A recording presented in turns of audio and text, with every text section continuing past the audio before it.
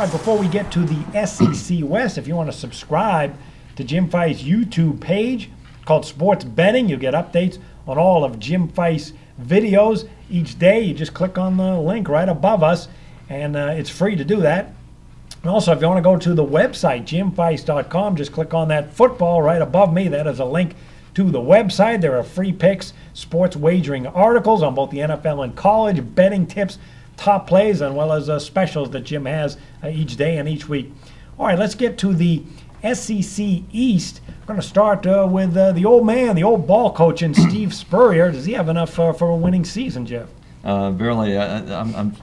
It may be time for him to maybe retire. I think he's done all he can in South Carolina. Last year, after 3 11-2 seasons in a row, last year they stepped out to 7-6, just 5-8 against the spread. The defense was a huge problem last year. This year they returned 7 on offense, 8 on defense. It doesn't look too promising. They have to replace Dylan Thompson. Sophomores Connor Mitch, Michael Skanukia, and Perry Orth all will have a shot at the starting job. The good news is senior Brandon Wiles is back at running back. He averaged 5.4 yards per carry, and also wide receiver Pharoh Cooper returns. He had 1,136 receiving yards last year, and tight end Gerald Adams also returns. So, and 3 offensive starters are back. So if they get the quarterback situation straightened out, they could be okay on offense. Defense last year, the huge problem. They lost 52-28 to Texas A&M. Blew a fourth quarter lead, lost to Missouri 21-20, lost 45-38 to Kentucky. So they brought in John Hoke to be a co-defensive coordinator. He was on Spurrier's staff at Florida, and they hope to have hopefully those 8 returning starters will learn from their experience last year, because they're going to have to. Secondary was 11th in the SEC in allowing pass plays of 10 or more yards. So all those things are going to have to be improved for South Carolina to have a winning season this year. The schedule, they opened versus North Carolina in the game being played at Charlotte. The other non-conference games are Central Florida, Citadel, and Clemson. The home conference, Kentucky, LSU, Vanderbilt, and Florida. Road conference, Georgia, Missouri, A&M, and Tennessee. They don't have to play Alabama or Auburn, which is good for them, because I don't know. I think they've peaked there at South Carolina. I'm not sure if Spurrier can do any more than he's done the last several years, and I'm looking for another 7-6 season. All right, I'll take a look at the Georgia Bulldogs. So Mark Richt's team is off a 10-win season, 8-5 against the spread, and he's got his best defense ever for 2015, and all around it's one of the best teams that he's ever had. They got 6 starters back on offense, 7 on a powerhouse defense. Start with the offense. They were 22nd in the country in scoring last year, 36.7 points per game. Tremendous balance, too, with the offense passing for over 300 yards. In fact, they were 15th in the nation in passing. Now, they do need a new quarterback. That's going to be the key, but they do have a pro-style quarterback in Junior Bryce Ramsey. Saw a little time last year, 3 touchdowns, 2 picks, 333 yards, and he played the entire second half of the Belk Bowl. That was a blowout win, 37-14 over a very good Louisville defense. They also add offensive play caller Brian Schottenheimer from the NFL, and the quarterback, whoever is the quarterback, is not going to have to do it alone, because they're really strong offensive weapons. I mean, the big story was they lost Gurley to the NFL, but look what sophomore running back Nick Chubb did as a freshman. This kid had 1,547 yards rushing, 7.1 yards per carry. He's back along with 4 starters on this offensive line. They got senior wide receiver Malcolm Mitchell and sophomore tight end Jeb Blazevich with 404 yards. This offense should be very balanced.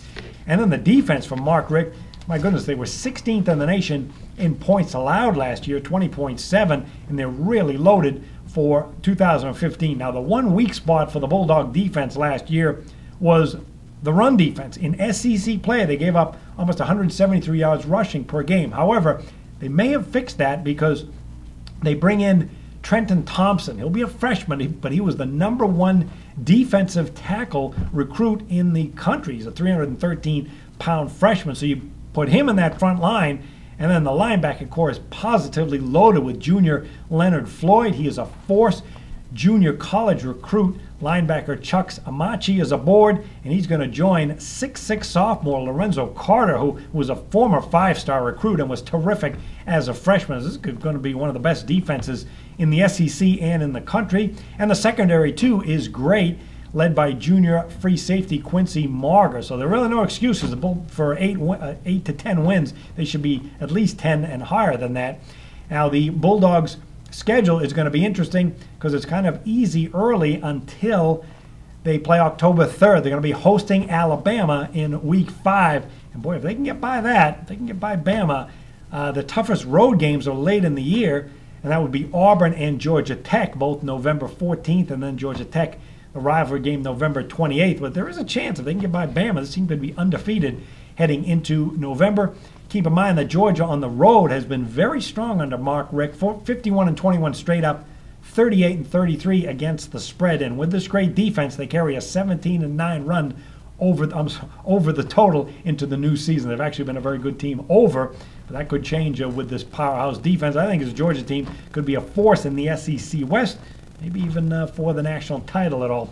All right, let's go move on to another team. See, the Florida Gators. Well, they still play in the swamp, Jeff, but the problem is that offense has been stuck in the muck. Do they have any hope for 2015? Well, they have a new coach. That's their big hope right now. Jim McElwain comes over from Colorado State. The offense has been just pretty much awful the last few years. It's not awful and boring and something you don't want down there in Gatorland. This year they returned 7 offense, 8 on defense. They're on a 12-18 against the spread run, which makes it even worse. Not only they're boring, they're money burners too. They're 31-34-1 the last 10 years at home. It might take them a year or two because the Gators lost 4 starters in the offensive line. They're inexperienced at quarterback. Sophomore Treon Harris has thrown for 9 TDs, 4 interceptions, completed only 49% of his passes. Redshirt freshman Will Greer and Vandy transfer Josh Grady also in the mix there. So the quarterback situation is a big question mark right now. Kelvin Taylor returns at running back, 4.9 yards per carry. Junior wide receiver DeMarcus Robinson is back. He had 810 receiving yards last year. New defensive coordinator is Geoff Collins. Vernon Hargreaves is one of the top cornerbacks in the country, and they have a 5-star recruit with defensive end CC Jefferson, but not a lot of depth on defense. So I think it's going to be a year or so before the team gets back on track, and certainly maybe a year or two before they get back to the days when they were contending for a national title. Schedule, they open versus New Mexico State and East Carolina. Later, non-conference game was versus Florida Atlantic, and then, of course, they play Florida State. Home conference, Tennessee, Ole Miss, Georgia, and Vandy. Away conference, Kentucky, Missouri, LSU, and South Carolina. So it's not really a tough schedule there. They could pull out 7 wins here, but until they get this quarterback situation straightened out and get the offense back on track and get more depth in defense, it could be a little struggle here for McElwain in his first year or two. Yeah. Well, I'm going to take a look at this Arkansas team because they were a big surprise last year, 7-6 record under Brett Bielema, and they surprised the odds makers too, 10-2 against the spread run coming into the new season, although they were just 2-6 in the SEC. But there's a lot to like for the Razorbacks. First of all, you got 9 starters back on offense, 7 on defense. Bielema loved that power running game at Wisconsin. That's just what Arkansas has turned into. 218 yards rushing per game. That was 26 in the country last year, and they were productive with 32 points per game. Senior quarterback Brandon Allen is back, very efficient. 20 touchdown passes, only 5 interceptions. Remember, they played Alabama as a 9-point underdog, lost just 14-13. It's a run-first attack, but it's really going to be powerful again because a pair of 1,000-yard rushers return in junior running back Jonathan Williams, 5.6 yards per carry, and junior running back Alex Collins with 5.4 yards per carry. They do have a new offensive play caller. That is former Central Michigan coach Dan Enos is aboard. They do have 4 starters on the offensive line back, and they should be one of the best in the country, so there's no reason for them to change formula and pass the ball too much. It's going to be a very powerful ground game again, and both coaches here, the offensive coordinator and the head coach, they like a 2 tight end system, and they have junior tight end Hunter Henry back as a pass catcher and blocker. This is going to be a very good run offense again. The defense is what has really surprised last year. This team allowed 19.2 points per game. That was 10th in the country under defensive coordinator Rob Smith. So Arkansas went from 30 points per game allowed to just 19 last year. Just a phenomenal job that they did. Smith and Bielema worked together years ago back at Arkansas. So he's been a terrific find. And there's plenty of talent returning yet. Junior defensive end Jamichael Winston, junior defensive tackle Tywan Johnson. Both these guys return up front. And then you got the middle linebacker. Brooks Ellis is back. He is the leader of this linebacking core. It's actually quite a bit of talent. So it's going to be a very strong defense again. The schedule for the Razorbacks, very early on, it's going to be easy. UTEP, Toledo, Texas Tech. Then they get Texas A&M. All 4 of those games are at home. So they're all easy outside of the Texas A&M game. for the entire season, Arkansas has just 4 road games at Tennessee, at Bama, and then you got Ole Miss and LSU. So 3 of them are very different. Actually, all 4 are rather difficult. And for totals players, keep in mind, you got an Arkansas team that runs the ball. It's going to be a great running attack. Powerhouse defense. They are on an 8-4-1 run under the total. I can see that trend continuing with their style of play and their talent. All right, let's take a look at the Missouri Tigers. They are off actually 2 straight times going to the SEC title game. Gary Pinkel's team do that again, Jeff. Yeah, I think Pinkel has to be considered one of the top coaches in the country. Nobody expected Missouri to be this successful in the SEC this fast. Last year, 11-3 straight up, 9-5 against the spread. And once again, we have to watch this year. They won't be able to sneak up on anybody this year, so the lines will be adjusted. So, but the guy's doing a great job there. Junior Matty Malk is back at quarterback. He's thrown for more than 2,600 yards, 25 TDs, 13 interceptions the last 2 years. Tigers returned 4 offensive linemen. Russell Hansbrough rushed for nearly 1,100 yards and 10 TDs. They are inexperienced at wide receiver. They lost their top 4 players there. Defense had lost 2 of their best linemen, Shane Ray and Marcus Golden, but defensive tackle Harold Brantley, who had 54 tackles last year, returns, and linebacker and the secondary are both deep and experienced. It's just, when they come over for the Big 12, they thought, well, this team, it's going to take a while to adjust. It's going to be a while, but they've done a great job there at Missouri. Gary Pinkel has done a good job.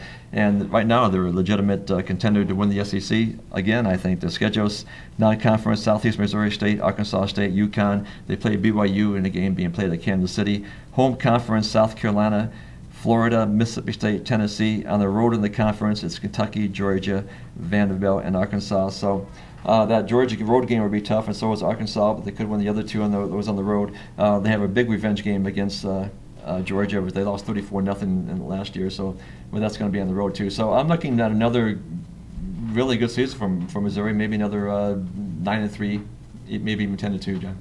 All right, well, Tennessee Volunteers, the hopes are high for Butch Jones. He begins his 3rd season here, and he's got 11 starters back on offense, 8 on defense, and they had a winning campaign last year, 7-6.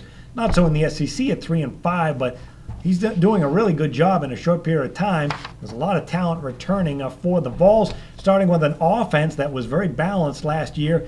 224 yards passing, almost 29 points per game. He returns junior quarterback Joshua Dobbs, who had 9 touchdowns and 6 picks. He is the likely starter. In fact, he's 4-1 as the starter. They still have senior Nathan Perriman as a potential backup. They bring in a new offensive coordinator in Mike DeBoard. And what these guys like to do is a high up-tempo attacking offense. They were 7-6 over the total, and I think that's a trend that's going to continue. Good news is that 5 offensive line starters are back. On the other hand, they allowed 43 sacks. That was 122nd in the country nationally, so they have a lot of work to do there. At least there's some experience. Should be a decent ground game with sophomore running back Jalen Hurd, who had 889 yards last year, and this very talented and experienced wide receivers in Pig Howard. He's a senior, and Vaughn Pearson plus Marquez North is 6'4", and this is his 3rd year in the program. The defense was very good last year, 24.2 points per game. That was 36 in the nation, and they're really a loaded group with 8 starters back. And you have to start with this sophomore defensive end, Derek Barnett. My goodness, what a force this guy is on the front 4 of this Tennessee team. He had 20.5 tackles last year and 10 sacks, and one of the best players in the nation at linebacker, and it was a record for true freshmen in Tennessee history. And he's not alone. They got Danny O'Brien at defensive tackle and defensive end junior Corey Vereen. So it's a very talented defense that should be surprisingly good again. With that said, I do like the fact that they're an up-tempo offense, and we're going to see how good they are early on because they're going to be hosting Oklahoma. That's a revenge game as they were bombed 34-10 last year by the Sooners. Got some tough road games at Florida, Bama, Kentucky, Missouri. But Tennessee is on a 22-13-2 run over the total. I see that continuing with this very talented up-tempo offense again. All right, let's take a look at a couple of other teams in the SEC. Jeff, who else do you see improving? Or trying to improve. Well, they're trying to. Vanderbilt, they can't do much worse. They returned 6 on offense, 7 on defense. Last year they were 3-9. Winners in the conference, 6-6 against the spread. But Derek Mason, the coach, is already on the hot seat. It's only his second year. Andy Ludwig, who most recently was the offensive coordinator at Wisconsin, now has a job for the Commodores. The first thing they have to do, like a lot of the SEC teams, is decide on the starting quarterback. 4 quarterbacks played in the spring game. Redshirt freshman Sean Stankavage was 7 for 11, 55 yards. Patton Robinette, who has some experience here, played, but he's since retired. After his spring game, he said he's given up football. So that's going to pave the way for sophomore Johnny McCurry, who probably get the nod last year. 985 yards, 9 TDs, 8 interceptions. Ralph Webb is back at running back, 907 yards last year, 4.3 yards per carry. The top receiver returns, tight end Stephen Shorey, 525 receiving yards, and 4 starters return the offensive line. So there is some hope there on offense if they can. Once again, if they get the quarterback situation straightened out. Defense, they allowed 33.3 points per game last year. That was 106 in the country. The 6 top tacklers return, including defensive end Adam Butler and linebacker Stephen Weatherly. There needs a lot of improvement though on defense. And this year, the coach said he's going to try different. He's going to try attacking style, try to create more turnovers, but they really don't have much choice. Schedule: the non-conference Western Kentucky, Austin Peay, Middle Tennessee, and Houston. And home conference games: Georgia, Missouri, Kentucky A&M. Road conference: Ole Miss, South Carolina, Florida, and Tennessee. Because of that easy non-conference schedule, they could probably pull out 4 wins here and maybe win a conference game. But I don't see any bowl games in the future here, at least in the near future. They're probably lucky to go 5-7 this year, John. Well, that's a similar vein here with the Kentucky Wildcats. It's going to be difficult for them to make a bowl. They are heading in the right direction under Mark Stoops. Begins his 3rd year. They've gone from 2-10 to 5-7 last year, 2-6 in the SEC. But the thing is, last year's team, they started 5-1 and they lost their final 6 games. So there's a lot of work to do. The offense was remarkably better last year, 29.2 points per game. They had very good balance. But in fact, they went from 20 points per game to 29, but that was under offensive coordinator Neil Brown, and he left town. So they have a new offensive coordinator in Shannon Dawson. He used to work with West Virginia, and he brings in that quick tempo passing attack. So we're going to see that out of this Kentucky offense. A couple of quarterbacks who should be pretty decent. One is Patrick Towles. He's a 6'4" junior, 14 touchdowns, 9 interceptions, almost 3,000 yards last year. He is back. However, they do have a sophomore quarterback in Drew Barker, who Stoops likes quite a bit and said he's very close to winning the starting job. So these two guys are going to split time, and you may see a battle in September. But at least they're solidified at that position. And there's some good weapons in the backfield. 5'9" sophomore running back Stanley Williams is here, 6.6 yards per carry last year. Very good depth. In fact, 3 of the top 4 running backs return. And there's some experience with the wide receiver core led by junior Ryan Timmons. He had 536 yards. And sophomore Garrett Johnson. The defense, though, that's the real weak spot with the Wildcats. And that's where Stoops has his background, but they weren't any good last year. He runs a 3-4 lineup, but they just don't have talent or personnel to do that very well. 31.3 points per game. That was 95th in the country. They gave up 190 yards rushing per game, and they lost some of the best personnel up front. So that's a major concern. Linebacker core isn't really that bad. It's pretty good, returning most of their starters, including leading tackler Josh Forrest. And defensive end Jason Hatcher is pretty good, the team leader on defense. However, the run stuffers aren't very good. They did force 23 turnovers last season, which is very good. But the secondary, they got experience back, but it's really not an elite group. So overall, I can't see this defense improving that much beyond the 31.3 points per game that they allowed last year. And the schedule for Kentucky, unlike last year, is very difficult early. Week 2, they're going to be at South Carolina. And then look at weeks 3 and 4. They're going to be hosting Florida and Missouri. So I can't see them getting off to the kind of start they did last year. And when you look at all of their road games, South Carolina, Mississippi State, Georgia, Vanderbilt, not an easy schedule. So 500 record and a shot at a bowl is kind of their best shot for this season. Also, if you like to play totals, keep in mind they're on an 8-4 run over the total with a much better offense than defense, and I wouldn't be surprised to see that betting trend continue into the new season. All right, that covers the SEC. I want to remind you that if you want to get on board Jim Feist for the month of August, you get 4 weeks of NFL preseason from Jim for a ProLine video special. $29. You get all 4 weeks. That's going to include Jim's preseason game of the year. Just call that number on your screen. And you can get Jeff's plays with LVSS in a similar fashion. Yeah, you get the entire preseason on $19. Just call the number on your screen. You get all the 5-star plays, the entire preseason. Don't miss out. Just call LVSS. Okay, thanks for joining us, everyone. Make sure you go to jimfeist.com. There are NFL and college football previews. Good luck with the games, everyone, and we'll see you next week with another edition of ProLine.